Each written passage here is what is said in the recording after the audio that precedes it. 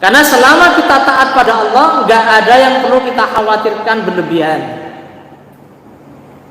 Besok mau apa? Anak kita mau jadi apa? Selama kita taat kepada Allah, ya udah, kita pasrahkan kepada Allah Subhanahu wa ta'ala. Kalau kita taat kepada Allah, maka enggak ada yang perlu dikhawatirkan. Karena janji Allah, hal jazaa'ul ihsan illal ihsan.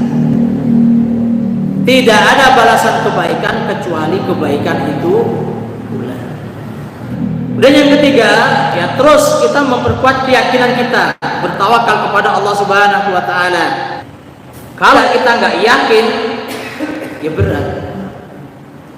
Tapi kalau yakin dalam situasi apapun, itu jadi ringan. Seperti yang terjadi kepada Siti Hajar.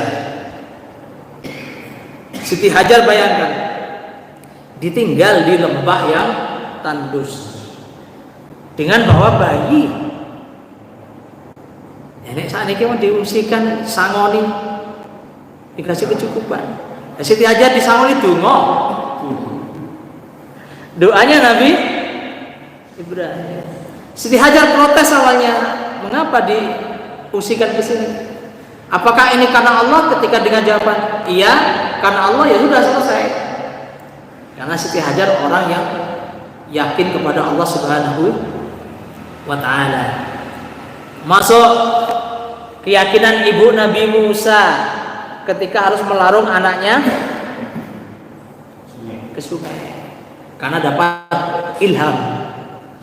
Ya, kalau bukan karena ilham Allah, yang yakin gak akan melarungkan itu. Tapi dengan penuh keyakinan, bismillah.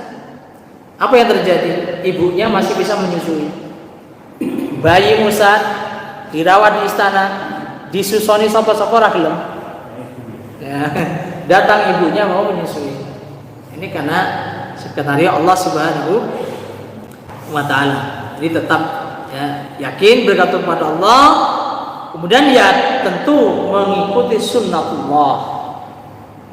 Ya sunnatullahnya kalau ada ikhtiar ya harus berusaha.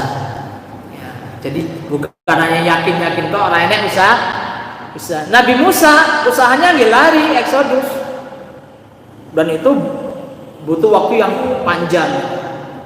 Jadi bukan kok begeget kemudian yakin enggak. Tetap ada usaha.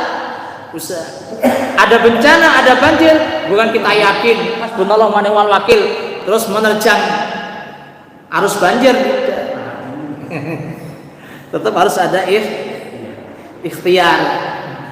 Jadi maka Allah itu menggambarkan orang tawakal itu seperti burung. Burung itu nggak pernah bingung tentang rezekinya karena tawakal. Tapi nggak ada burung yang pagi-pagi tengok-tengok sampai awan. Nggak ada burung itu sih. Tengok-tengok terus ditanya, burung kamu kok nggak kemana-mana? Apa ora golek pangan? Tawakal wae. Burung mesti pergi mencari makan, pulang ke perutnya kenyang, masih bawa oleh-oleh kalau punya anak untuk anaknya. Dan nggak pernah tamak burung, gitu. Terus simpen enggak seperti kita. Ini Allah menggambarkan bagaimana kita nikah bertawakal kepada Allah Subhanahu. Kemudian yang terakhir, kita harus selalu husnudzon kepada Allah. Ini menjadi penting karena seringkali orang itu ketika sulit itu kadang Gusti kok ngoten Gusti. Salah kula napa? Protes. Hendaklah kita selalu husnudzon kepada Allah. Dapat musibah apa, ya, kita sudah berdoa kepada Allah, tapi mungkin doanya kita belum terlihat, itu harus selalu berhusnudzon.